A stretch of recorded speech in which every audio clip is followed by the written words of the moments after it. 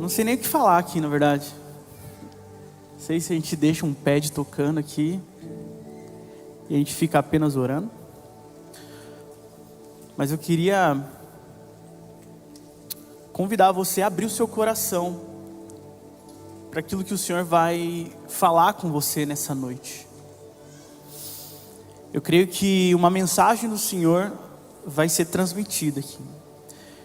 E eu falo isso com total humildade aqui. Eu acredito que o Senhor vai falar com você nessa noite. Por isso, coloca a mão no seu coração. Feche teus olhos. Senhor, nós estamos aqui clamando, Pai, pela sua visitação. Pai, tira de nós um coração de pedra, Jesus, e nos dá um coração de carne. Sentir tudo que vai ser dito aqui nessa noite. Que a palavra, Pai, entre nos nossos corações, que ela não saia daqui vazia, Jesus, mas que ela encontre morada, que ela encontre um lugar dentro do nosso coração, Jesus. Eu clamo, Pai, porque nós dependemos de Ti, Jesus. Nós dependemos de Ti, Jesus.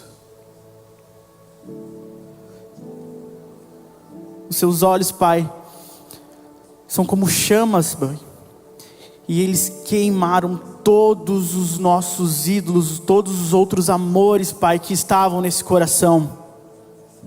Que essa seja a verdade. Que tudo que estava aqui, toda idolatria, toda ferida, toda angústia, seja queimada pelos Seus olhos aqui, porque nós queremos ver o Senhor, nós queremos encontrar o Senhor, e nós queremos ser transformados, Jesus. Tira esse coração de pedra, Pai, e nos dá um coração que vai absorver tudo que vai ser falado aqui nessa noite, em nome de Jesus, amém. Aplauda o Senhor aí, e você pode sentar também. Glória a Deus, gente.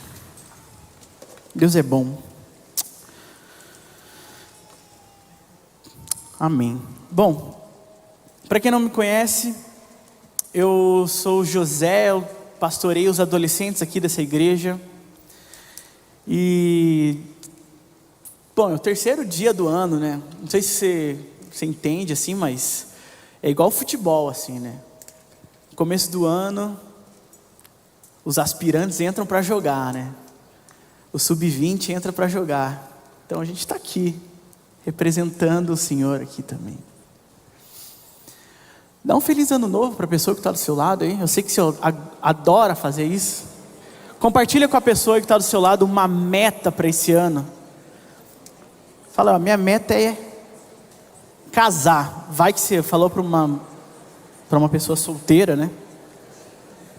E vai que nos seus votos você vai estar falando, eu lembro daquele culto em que falaram para eu falar as metas, eu encontrei você. Por que não? Tentando te ajudar também, se você não quiser, beleza. Gente, brincadeiras à parte, como eu falei, eu acredito que o Senhor vai falar com você nessa noite. Por isso, eu queria que você prestasse atenção nessa mensagem que, quando eu parei para pensar no que eu poderia estudar com vocês nessa noite, eu achei muito pertinente a gente falar sobre esse tema, sobre essa temática. Ainda mais porque esse ano vai ser um ano bem atípico. A gente vai ter ali um ano de eleições, um ano que vai definir o nosso Brasil, um ano corrido, né? Não só eleições, enfim, como presidente, mas também aqui para o nosso estado, para a nossa cidade, a gente vai mexer em tudo. São coisas que mexem no nosso cotidiano. Talvez você vai começar uma empresa, talvez você vai começar uma família, você vai casar esse ano. Talvez o seu ano seja muito além do que simplesmente algo que vai mexer com todo o Brasil, mas vai mexer com você especificamente. Por isso, eu queria trazer uma mensagem onde o Senhor me incomodou bastante em falar que existem pessoas que estão aqui hoje, sentadas nesse lugar, que acabaram de ter um dos melhores momentos com o Senhor, que ainda são cegas espiritualmente. E por isso que o título dessa mensagem é: eu era cego e agora eu vejo. Quando a gente pensa nisso, automaticamente a gente pensa no texto onde Jesus cura um cego. E é esse texto que a gente vai ler. Se você trouxe sua Bíblia, abre ela aí comigo em João capítulo 9. A gente vai ler a partir do versículo 1 e a gente vai ler bastante. Então, você pode acompanhar no telão, você pode acompanhar através da sua Bíblia ou através do seu aplicativo da Bíblia, enfim. A gente vai ler e a gente vai entender, e vocês vão entender aonde eu quero chegar com toda essa introdução. Com toda essa introdução. Sabe, se você parar para pensar, se você folhear ali os evangelhos, você vai ver que Jesus ele opera muitos milagres. Alguns milagres até curiosos. Esse mesmo a gente vai ver que foi um milagre curioso. A maneira que foi feito foi um jeito curioso. Mas Jesus também operava milagres de maneira direta, onde tinha um paralítico, ele olhava para o paralítico e falava: levanta, pega a sua cama e vai embora. Ou até mesmo ele pegava e curava de longe, onde ele olhou para o guarda e falou: ó, sua filha está curada. E esse simples poder curou a filha de um inimigo de Jesus. Jesus ele fez vários milagres ao ponto de ele simplesmente andar e as pessoas, ou melhor, uma pessoa ao tocar nas suas vestes, ser completamente curada de uma doença que atormentava ela por anos. Mas essa cura em específica, eu acredito que mexe não só com quem estava junto com Jesus, com o cego que foi curado, mas com todos nós que 2000 anos depois estamos lendo e continuamos sendo impactados. Por isso eu queria acompanhar com você, se você puder ler comigo, João capítulo 9, a partir do versículo 1, ele vai dizer o seguinte: enquanto caminhava, Jesus viu um homem cego de nascença. Seus discípulos perguntaram: Rabi, por que este homem nasceu cego? Foi por causa de seus próprios pecados ou dos pecados de seus pais? Jesus respondeu: nem uma coisa e nem outra. Isso aconteceu para que o poder de Deus se manifestasse nele. Devemos cumprir logo as tarefas que nos foram dadas por aquele que me enviou. A noite se aproxima, quando ninguém mais pode trabalhar. Mas enquanto eu estou aqui no mundo, eu sou a luz do mundo. Vamos entender um pouco do que está acontecendo aqui. Jesus ele viu um homem cego e dá a entender que Jesus ele fica observando aquela cena, aquela situação, e automaticamente os seus discípulos questionam: Jesus, quem foi que pecou para esse homem estar desse jeito? Existem várias tradições judaicas, e uma das tradições que tinha naquela época era que se uma pessoa passasse por alguma enfermidade, ela pecou. Agora, se a pessoa nascesse com uma enfermidade, então os pais delas pecaram. Então ela está sendo aprisionada pela consequência do pecado, ou dela ou dos seus pais. Então Jesus responde: nem uma coisa e nem outra. Isso aconteceu para que o poder de Deus se manifeste nele. Existia um sofrimento inexplicável, mas a glória de Deus se manifestava através, ou melhor, ao redor daquelas pessoas, na frente daquelas pessoas. E Jesus em seguida responde que eles deviam cumprir as tarefas que foram dadas a ele. Parece que Jesus estava falando que, diante daquele caso, eles tinham duas posturas: ou ficar fazendo questionamentos teológicos, ou da maneira de quem pecou, ou de que forma ele pecou, tentando achar alguma razão para aquilo, para explicar aquela enfermidade. Mas existia uma outra postura que a gente pode ver que Jesus nos mostra, que é contemplar a obra, cumprir as tarefas, que você pode olhar e se perguntar por que ele está sofrendo, ou olhar para ele e dizer: o que eu posso fazer por essa pessoa, ou como eu posso ser, ou usar isso para que a glória de Deus seja manifestada. E eu acho interessante que Jesus ele vai dizer que ele é a luz do mundo. E se você parar para ver ali na sua Bíblia, ou melhor, na minha Bíblia pelo menos está escrito isso.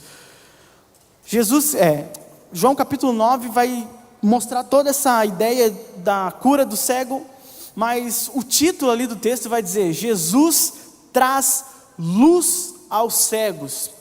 Eu acho interessante porque a Bíblia podia simplesmente falar que Jesus traz a visão ao cego, mas ela deixa muito claro dizendo que ele traz a luz, porque Jesus é a luz do mundo. Jesus é a luz que veio para trazer tudo aquilo que estava obscuro à luz. Até mesmo um cego de nascença, onde ele não enxergava nada, desde do momento em que ele saiu do ventre da sua mãe, ele não podia ter o privilégio de enxergar as coisas. Ainda assim, Jesus olha para esse homem e fala: eu não vou simplesmente trazer a sua visão novamente, eu vou trazer a luz para você. E esse capítulo, ele fala diretamente sobre a luz, e a gente vê aqui, especificamente, algumas coisas que Jesus nos mostra. A primeira coisa é a cura da cegueira física, tá? Existia uma enfermidade e ela foi curada. Versículo 6 vai dizer assim: depois de dizer isso, Jesus cuspiu no chão, misturou terra com saliva e aplicou nos olhos do cego. Em seguida disse: vá lavar-se no tanque de Siloé, que significa enviado.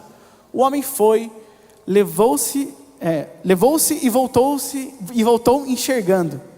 Seus vizinhos e outros que conheciam como mendigo começaram a perguntar: não é esse o homem que costumava ficar sentado pedindo esmola?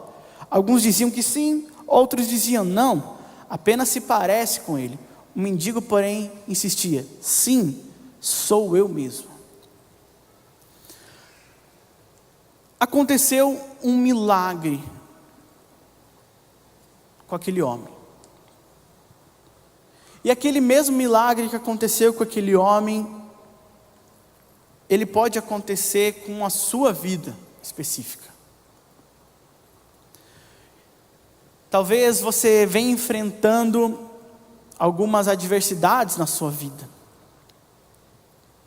e a gente passa a substituir algumas palavras no nosso vocabulário, onde a gente tira o porquê isso está acontecendo comigo, e a gente coloca um para que isso está acontecendo comigo. Talvez a gente deva parar de se perguntar por que eu, e comece a perguntar o que Deus quer fazer através de mim.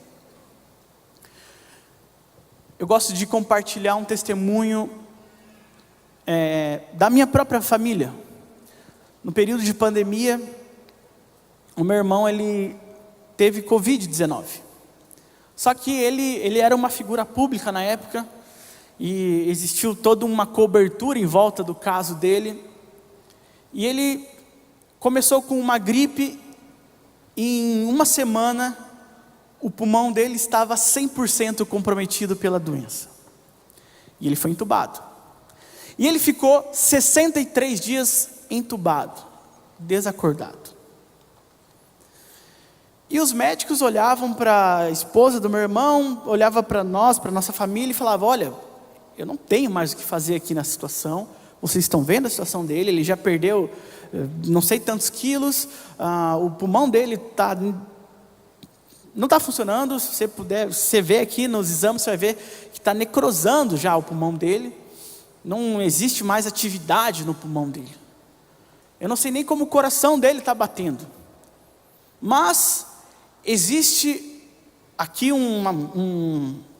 a gente precisa esperar que ele tenha morte cerebral para desligar os aparelhos. E sinceramente eu acredito que isso vai acontecer nas próximas 24 horas. Um médico bem tranquilo assim. E a gente, nossa, uau. A gente orou para o meu irmão. Eu orava por ele toda semana. E a gente só esperava o pior acontecer. Eu sinceramente orava com uma fé que eu nem sei que existia dentro de mim. E o meu irmão não demonstrava nenhuma melhora, e a gente estava chegando perto do Natal, e a gente sabe de um milagre natalino que aconteceu, e eu orava e falava, Senhor, que esse seja o nosso milagre de Natal. Eu sinceramente não sei se acredito nisso, mas eu quero que isso aconteça. E nada acontecia. O pulmão do meu irmão simplesmente voltava a ficar pior do que já estava, e o cérebro dele tinha atividade ainda, e os médicos ficavam frustrados, porque eles falavam, eu preciso liberar o leito aqui. Eu vou ser sincero com vocês, eu preciso liberar. Existem pacientes chegando que precisam do cuidado que o seu irmão está tomando aqui. Não tem mais o que fazer. Eu preciso que vocês assinem documentos para que possam liberar a maca aqui, para que a gente possa parar com os aparelhos. E a gente falava, não, a gente acredita que isso tudo é um processo, e se for para ser, vai ser, mas enquanto existe uma atividade cerebral, a gente quer que isso aconteça ainda. Pois bem, em 48 horas, algo aconteceu com meu irmão. O pulmão dele passou de 100% comprometido para 80% comprometido. E a gente achava que era trote até quando o médico ligou para nós. Até que a gente foi ver com os nossos próprios olhos e a gente presenciou um milagre. O meu irmão, depois de 63 dias entubado, abrindo os olhos, lutando contra a própria sedação, e o médico olhava para a gente e falava, eu não faço ideia do que está acontecendo aqui. Eu não consigo entender. Eu precisava liberar essa maca, mas o que está acontecendo aqui agora é que essa maca, ela está com quem precisa estar. Eu queria fazer mais alguns exames, eu não queria animar vocês, porque às vezes isso pode acontecer também, mas o seu irmão está melhorando. E passou mais um dia, e o pulmão dele de 80% foi para 20% comprometido. Até que chegou a um pulmão saudável. E a gente olhava para aquele médico e falava, doutor, o que aconteceu? O que vocês deram para o meu irmão? E o médico chorava na nossa frente e falava, eu não sei o que aconteceu com o seu irmão. O que houve aqui foi um milagre. E existiam algumas coisas, na hora veio esse texto na minha cabeça, e eu falei para minha cunhada, falei, existem coisas que acontecem para que a glória de Deus seja manifestada. E talvez na sua vida seja da mesma maneira. Eu não sei o que você está passando, eu não sei quais são as suas lutas, talvez você tenha uma enfermidade, talvez você tenha uma enfermidade dentro da sua casa, talvez você esteja passando por qualquer outro tipo de problema que você olha e fala, Senhor, eu preciso de um milagre. Existem coisas que acontecem para que a glória de Deus seja manifestada. Talvez você não entenda, talvez você não possa ver, mas existe algum momento que você vai olhar e a glória de Deus vai ser manifestada. Não sei se vai ser do jeito que você quer, mas a glória de Deus, ela vai ser real na sua vida, se você entender o propósito disso tudo. Voltando ao texto, Jesus ele faz uma lama de barro e saliva, e sinceramente eu não sei por que Jesus usa esse método, mas o fato é que foi algo milagroso. E se você parar para pensar, não existia nenhum registro de cego de nascença sendo curado. Existia uma expectativa de que o Messias teria esse poder de curar um cego de nascença. E imagine a surpresa de ver uma pessoa que era cega desde criança enxergando. As pessoas se questionavam e era espantoso ao ponto de levar Jesus e aquele cego aos mestres da lei. Eles pegam aquele cego e falam: você era o cego que estava aqui? Beleza, então vem aqui comigo que a gente vai te interrogar. E é o que acontece. A resistência do povo, ela é colocada em evidência para nós. Versículo 10 vai dizer o seguinte: quem curou vocês? Perguntaram eles. O que aconteceu? Ele respondeu: um homem chamado Jesus misturou terra com saliva, colocou em meus olhos e disse: vá se lavar no tanque de Siloé. Eu fui, me lavei e agora eu posso ver. Onde está esse homem? Perguntaram. Não sei, respondeu ele. Então levaram aos fariseus o homem que havia sido cego. Pois foi num sábado que Jesus misturou a terra com saliva e o curou. E mais uma vez aqui a questão da resistência aparece. O cego ele é levado para uma reunião, numa espécie de júri ali que existia na época, e eles precisavam avaliar, porque se uma pessoa conseguiu curar um cego de nascença, ela provavelmente poderia ser o Messias.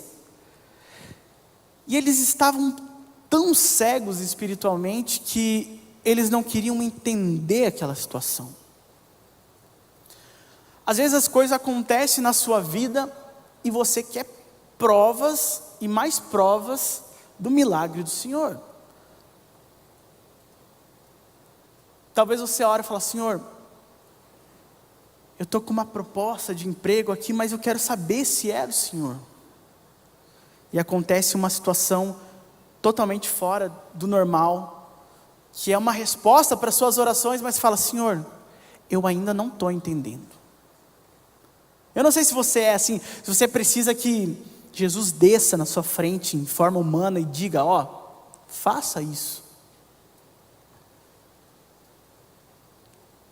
As coisas acontecem na sua vida e você precisa discernir o que é do Senhor ou não. E quando discernir as coisas que é do Senhor, você precisa simplesmente agarrar-se nelas e falar: Senhor, eu sei que essa é a sua resposta. Não dá a sua resposta, não dá as suas desculpas. Talvez você esteja lutando não só contra uma cegueira física, onde você quer fechar os olhos para as coisas que estão ao seu redor, mas uma cegueira espiritual, onde o Senhor está mostrando para você o que deve fazer, o que não deve fazer, e você ainda assim falando: Senhor, eu não estou entendendo.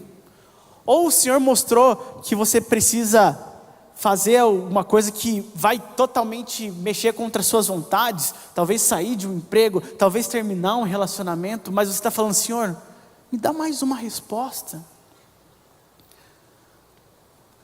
Eu conheço pessoas que têm cara de crente, têm jeito de crente, têm gírias e falas de crentes, mas não são crentes. Simplesmente porque não querem seguir a resposta de Deus. Talvez aqui o nosso grupo de louvor estava ministrando sobre a gente voltar à essência da adoração, e você fala: Senhor, eu não tenho mais ouvido a sua voz, eu quero voltar à essência. Beleza, então larga esses vícios, esses pecados. Ah, mas aí, né, aí é difícil também. Aí não dá. O Senhor, Ele está mostrando para você que você não precisa ter posturas de um cristão, mas que você pode ser um cristão de verdade. Pode ter no seu coração algo fervendo e ditando para onde você vai e para onde você não vai. Vamos seguindo, olha o que diz o versículo 15. Os fariseus encheram um homem de perguntas sobre o que havia acontecido. E ele respondeu: ele colocou terra com saliva em meus olhos, e depois que eu me lavei, passei a enxergar. Eu fico imaginando a paciência desse cego, ex-cego na verdade, né? Desse homem. Esse homem colocou saliva, terra, misturou, e eu passei a enxergar. Qual parte vocês não entenderam? Versículo 16. Alguns dos fariseus disseram: esse homem não é de Deus, pois ele trabalha no sábado. Outros disseram: mas como um pecador poderia fazer sinais como esse? E haviam entre eles uma divergência de opiniões. Olha como eles são incoerentes. Eles trouxeram o cego e começaram a questionar ele. O simples fato de um cara que era cego estar olhando nos seus olhos e enxergando você já não era o suficiente. Eles precisavam entender como isso aconteceu. Ah, ele passou saliva com terra no meu olho, eu voltei a enxergar. Não, esse homem não é de Deus. Esse homem não pode fazer isso, sabe por quê? Porque hoje é sábado. E não pode fazer nada no sábado. E eles começavam a se questionar, e eu imagino o alvoroço que aquele mendigo causou no meio daqueles religiosos. Eles estavam tão resistentes em dizer que aquele homem falava, era o próprio Deus. E aqui existem duas direções que eles seguiam. Ninguém pode curar no sábado. E outra, ninguém pode curar um cego de nascença. E aconteceu as duas coisas. E alguns estavam entendendo o que estava acontecendo, mas eles não queriam admitir, porque se eles reconhecessem que aquele homem foi curado, eles precisavam reconhecer que Jesus era o Messias. E aí, meu amigo, aí toca numa ferida muito séria. Porque reconhecer que aquele homem era o Messias ia totalmente contra o que eles imaginavam.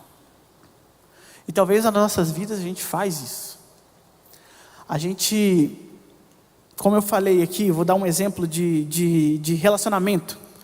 Você está vivendo um relacionamento e você está num limbo de pecado nesse relacionamento que você nem enxerga mais. E você começa a orar que: Senhor, eu quero voltar à essência da adoração. E o Senhor mostra: você quer voltar à essência da adoração? Beleza. Esse pecado, esse relacionamento, não faz você voltar à essência da adoração. E aí você entra num dilema: concordar com o que o Senhor falou, porque daí você vai ter que abrir mão do seu relacionamento, ou você falar: acho que não é isso. Acho que existem outras coisas que não é meu relacionamento que está me afastando de Deus. Eu posso estar aqui fazendo, eu estou com a minha namorada, eu posso estar fazendo sexo com a minha namorada, sem a gente ser casado. Eu posso estar morando com a minha namorada, sem a gente ser casado, a gente está vivendo uma vida pecaminosa, mas não é isso que está afastando a gente de Deus. Ou talvez, eu estou no meu trabalho onde ele é uma sujeira só,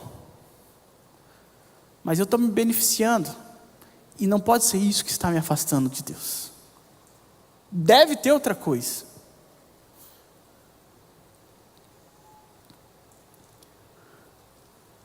Eles sinceramente preferiram dizer que Jesus veio do diabo, ao admitir que ele veio de Deus. E no versículo 17 eles continuam a discussão. Os fariseus voltaram a perguntar ao homem que havia sido cego. Parece brincadeira, mas eles continuaram perguntando: o que você disse que esse homem é? O que você diz desse homem que curou? Ele deve ser profeta, respondeu o homem. Os líderes judeus se recusavam a crer que ele havia sido cego e estava curado. Por isso, mandaram chamar os pais dele. E o perguntaram: esse é seu filho? Ele nasceu cego? Se foi, como ele pode ver agora?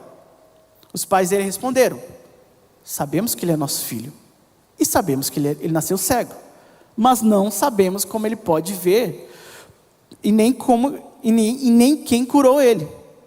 Ele já tem idade suficiente para falar por si mesmo. Pergunte a ele. Existia uma regra naquela época, onde quando a pessoa ela começava a seguir um profeta, que não eram os profetas que eles acreditavam, eles eram expulsos da sinagoga. Então aqueles pais, eles estavam com medo de ser expulsos da sinagoga e falaram: pergunta para ele já tem idade para responder. Vai, pergunta para ele, deixa ele falar, não precisa perguntar para mim. O que eu sei é que ele nasceu cego e agora ele pode enxergar. Como? Pergunta para ele. E no versículo 22 continua uma discussão. Seus pais disseram isso por medo dos líderes judeus, pois esses haviam anunciado que se alguém dissesse que Jesus era o Cristo, seria expulso da sinagoga. Por isso disseram: ele tem idade suficiente, pergunte a ele. Então pela segunda vez chamaram o homem que havia sido cego e lhes disseram: Deus é quem deve receber a glória por aquilo que aconteceu, pois sabemos que Jesus é pecador. E aí entra um dos principais versículos que me chamam a atenção, que saltou os meus olhos, e que eu queria que a gente entendesse isso. Versículo 25, o mendigo, cansado de tantas perguntas, eu imagino, né? Mas com um coração transbordando de alegria, porque ele encontrou o Messias, ele olha para os seus acusadores e fala: eu não sei se ele é pecador, respondeu o homem, mas uma coisa eu sei, eu era cego, e agora vejo.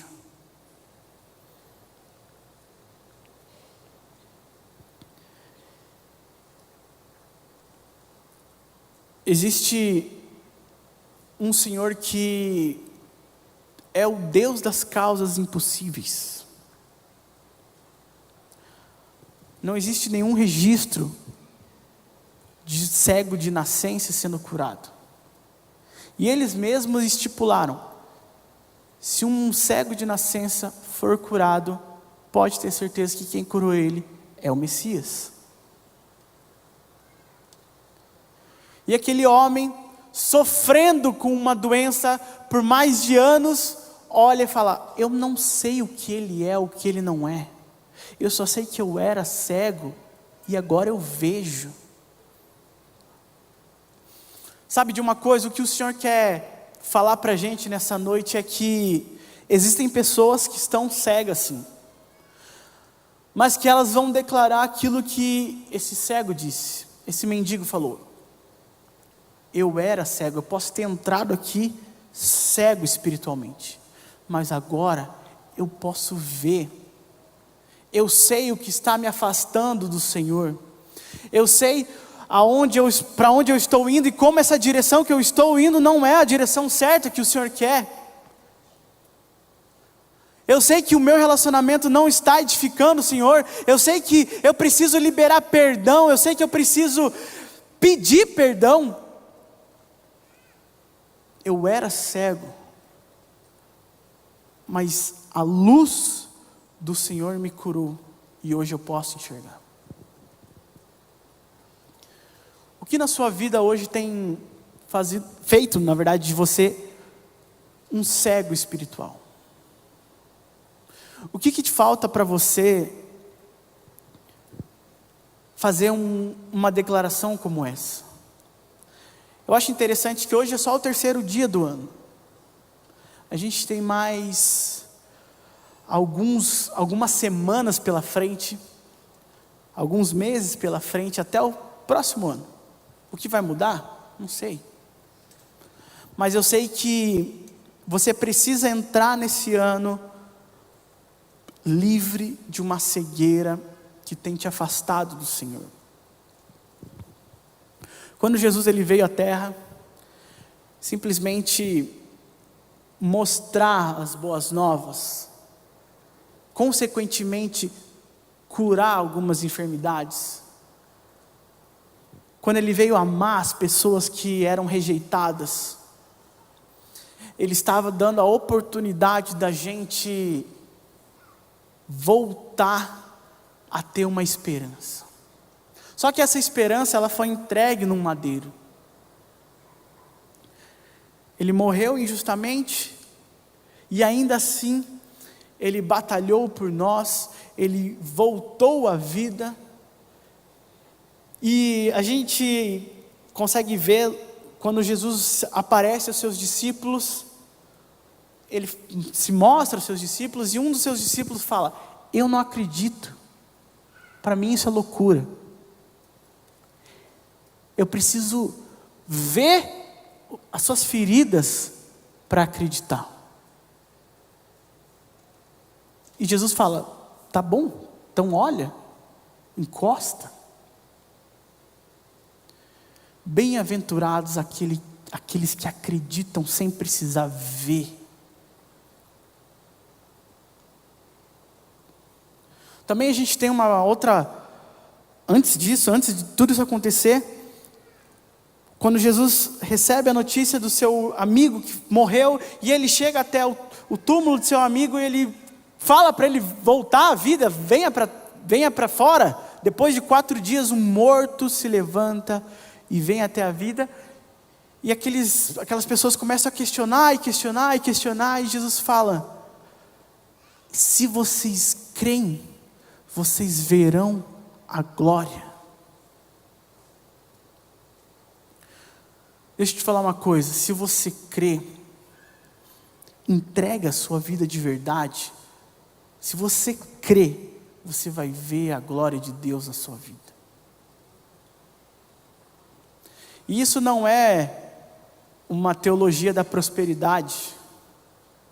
Eu não estou aqui falando que se você acreditar, você vai ser rico, não vai mais passar necessidade na sua vida.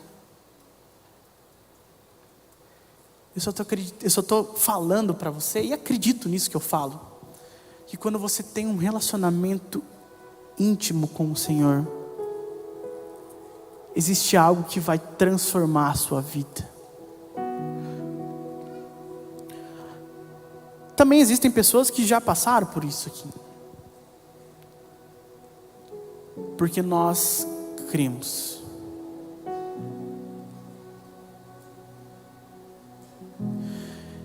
Seguindo no versículo 26, cansado de tanta pergunta, o mendigo ainda ouve mais questionamento. Mas o que ele fez? Perguntaram: como ele te curou? E a gente vê um mendigo irritado. Eu já disse, exclamou o homem, vocês não ouviram? Por que querem ouvir outra vez? Por acaso também querem se tornar discípulo dele? Olha a ousadia desse mendigo. Então eles insultam: você é discípulo dele, nós somos discípulos de Moisés. Sabemos que Deus falou a Moisés, mas não sabemos de onde vem esse homem. Que coisa mais estranha, respondeu o homem. Ele curou os meus olhos, e vocês não sabem de onde ele vem?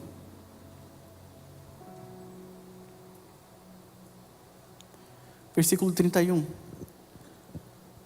Sabemos que Deus não atende pecadores, mas está pronto a ouvir aqueles que adoram e fazem a sua vontade. Desde o princípio do mundo, ninguém foi capaz de abrir os olhos de um cego de nascença. Se esse homem não fosse de Deus, não teria conseguido fazê-lo.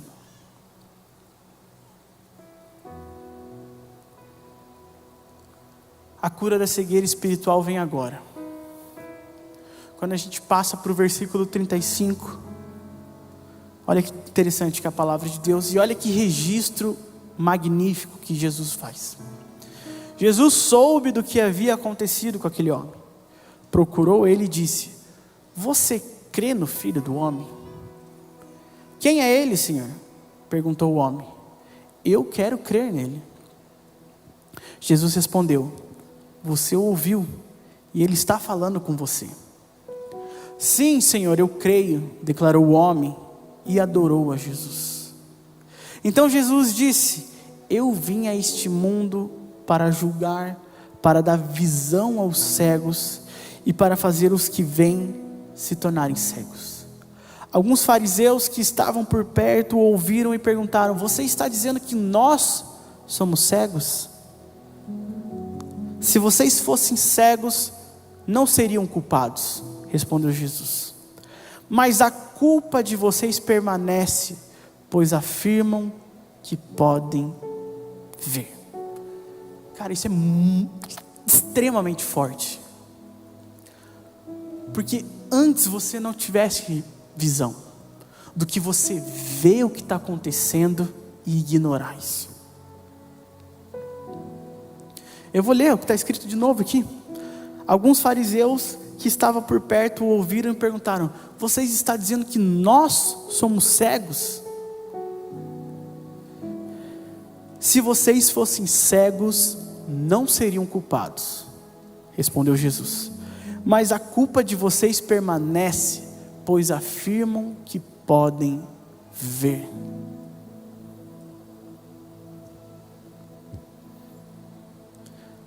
Para qual situação você tem fechado o seu olho?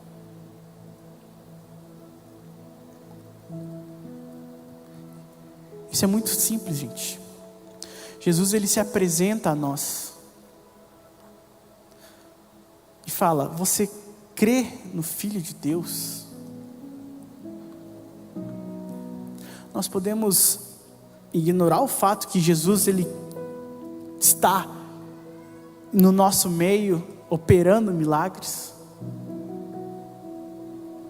mas nós também podemos acreditar nisso, porque bem-aventurado aquele que crê sem precisar enxergar.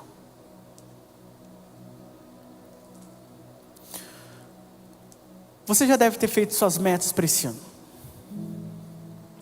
Se não, vai fazer em algum momento.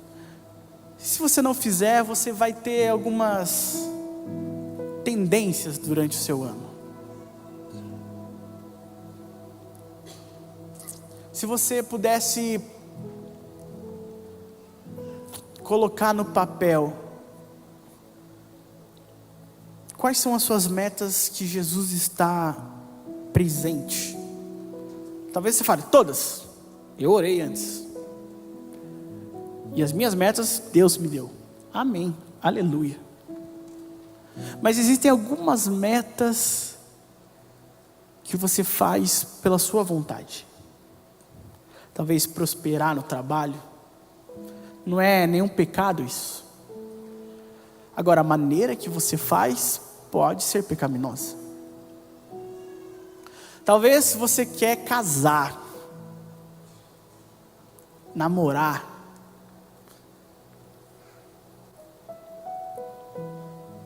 Eu não sei quais são os seus planos,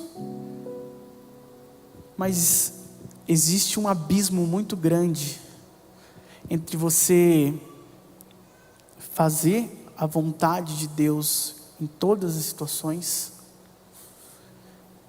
e ali sim você ser abençoado com um não de Deus ou até mesmo com um sim de Deus. E existe o outro lado onde você simplesmente ignora tudo. Você fecha os seus olhos e fala: ó, é por minha conta e risco.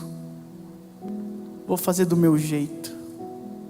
Vou arregaçar as mangas. Vou trabalhar firme.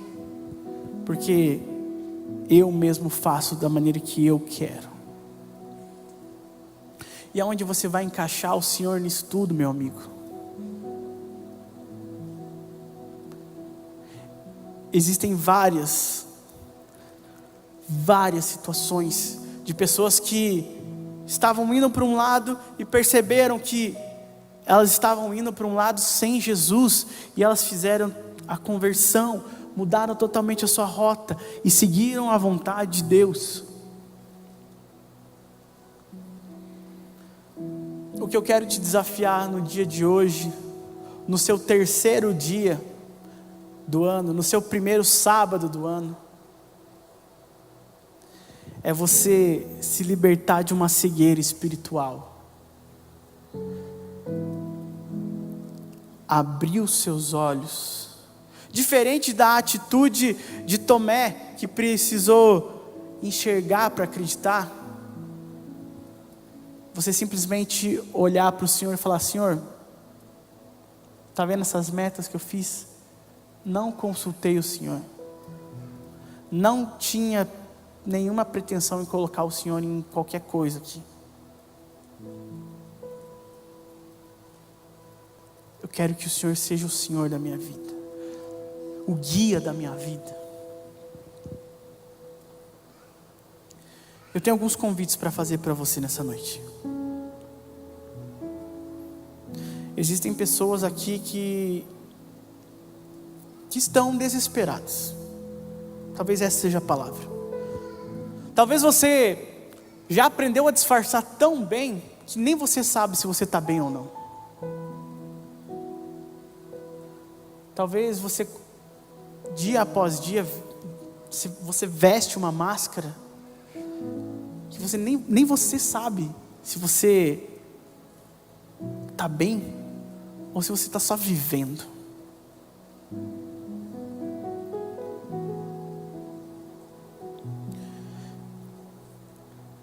Eu lembro de uma série que eu assisto,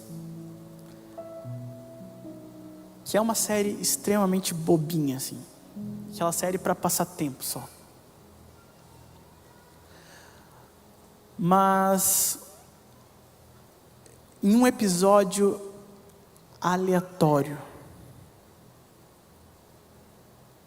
eu senti a presença de Deus. E eu falo isso porque o meu irmão estava internado. E quando eu parecia sem nenhuma perspectiva de ver um milagre acontecendo, eu lembro que um personagem era retratado ali, e ele estava passando por uma série de dificuldades. E chega um amigo desse personagem e fala: sabe, chefe, nem sempre um céu fechado significa tempestade.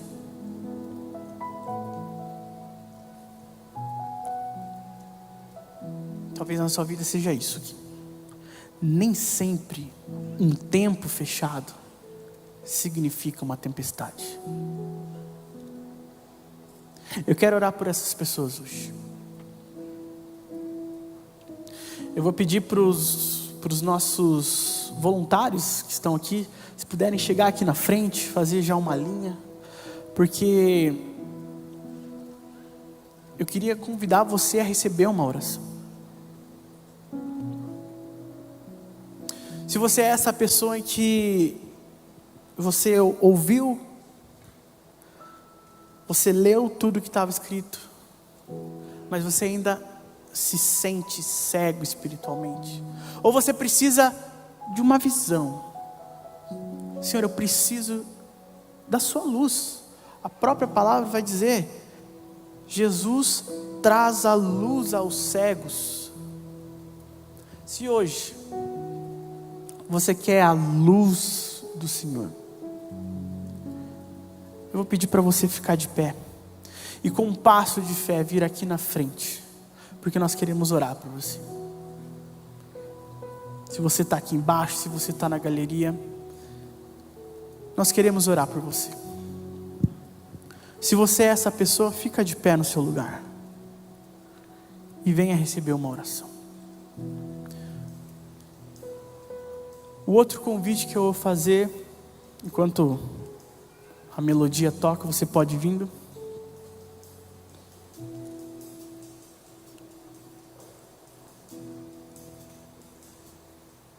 O outro convite que eu quero fazer para você nessa noite é para aqueles que ainda não conhecem o Senhor.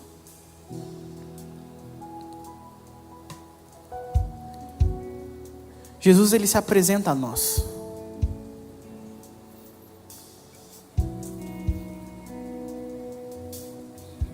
Mas antes disso tudo, nós precisamos derramar o nosso coração para Ele. Talvez você tenha vindo aqui, talvez você nem daqui nem de Curitiba você é. Você está visitando algum parente, ou você simplesmente caiu aqui nessa igreja.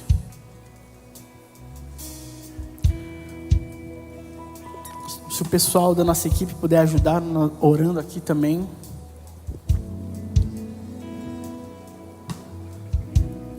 Existem pessoas que não conhecem o Senhor nessa noite.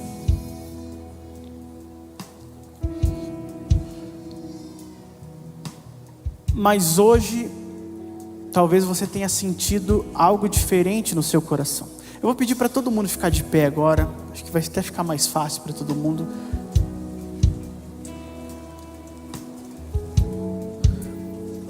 Ainda em espírito de adoração. Talvez você tenha sentido algo diferente no seu coração hoje. Talvez desde o louvor você tenha visto que algo diferente estava acontecendo na sua vida. Talvez você tenha falado: nossa, eu não sei o que esse cara está falando, mas eu sei que tem alguma coisa me incomodando no coração. Deixa eu te falar uma coisa. Isso é o Espírito Santo do Senhor. A palavra de Deus vai nos falar que Ele nos convence.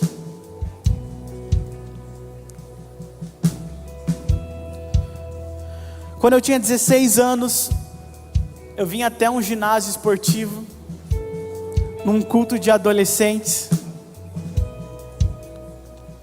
e eu chorei do começo ao fim desse culto. Naquela primeira música, às 7:30 da noite, no primeiro acorde da música, eu já comecei a chorar. Porque eu senti a presença de Deus. E naquele dia eu decidi entregar minha vida ao Senhor. O pastor na época falou: você quer entregar a sua vida ao Senhor? Você quer que Ele faça morada no seu coração? Eu falei: eu quero. E o Senhor entrou na minha vida quando eu repeti algumas palavras. E desde então a minha vida foi transformada. Talvez o seu ano, a meta do seu ano, não estava aceitar a Jesus. Mas hoje vai estar. Hoje vai ser incluída. Gente, a pergunta aqui é simples. Porque a gente faz tudo isso para que você tenha um encontro com o Senhor. Nós edificamos o nome dEle, nós exaltamos o nome dEle, e você, de quebra, recebe o Espírito Santo dentro do seu coração. Se hoje você está aqui nessa noite e você entendeu que você quer aceitar Jesus, você quer que Ele faça morada no seu coração, você quer seguir os passos de Jesus, eu vou pedir para você levantar a sua mão bem alto no seu lugar, que eu quero orar por você. Se existe alguém, amém, que Deus abençoe. Alguém que quer aceitar Jesus, que quer que Ele entre no seu coração? Estou vendo uma pessoa bem lá no fundo. Que Deus abençoe você. O pessoal na galeria, glória a Deus. Quanta gente. Deus é bom. Presta atenção aqui. Se você que está com a mão levantada, eu vou fazer uma oração aqui agora. E a minha oração, ela não tem poder nenhum. Mas eu preciso conduzir você para que você repita essa oração. Para que você ore da maneira correta. Para que as suas palavras tenham poder. Amém? Não sei se você entendeu. Eu vou pedir para você... Vou fazer diferente. Vou pedir para toda a igreja fechar os olhos agora. E todos aqui vão repetir essa oração comigo. Principalmente quem levantou a mão. Repete assim comigo. Senhor Jesus, eu hoje me arrependo dos meus pecados. E hoje eu reconheço o Senhor como o único Senhor da minha vida. Faz morada em meu coração. Que hoje o meu nome seja escrito no livro da vida.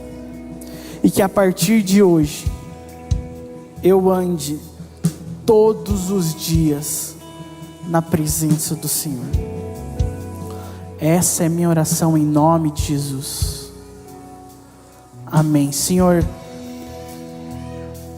sela agora essa oração feita nessa noite, Jesus, com Teu Espírito Santo, Pai. Que o Senhor seja o selo da nossa salvação, Jesus. Que a gente possa viver o que nós oramos aqui nessa noite. Que a gente lute contra o pecado. Que a gente olhe para o Senhor, Deus.